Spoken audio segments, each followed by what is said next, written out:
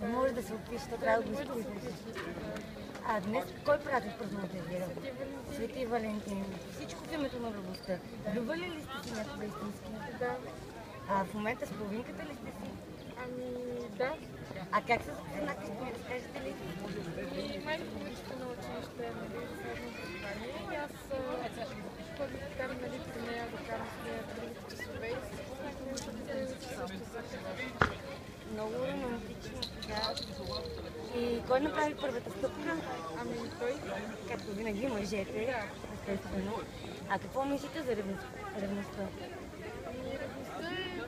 проява на силна обич до някъде. До някъде, а трябва, според вас, в рамките на нормално трябва да бъде ревността. Да. Пожелавам да сте все така вдовена. Благодаря. Заповядайте една отстъпка за нашия магазин и всичко най-прекрасно. Благодаря за вас. Чао!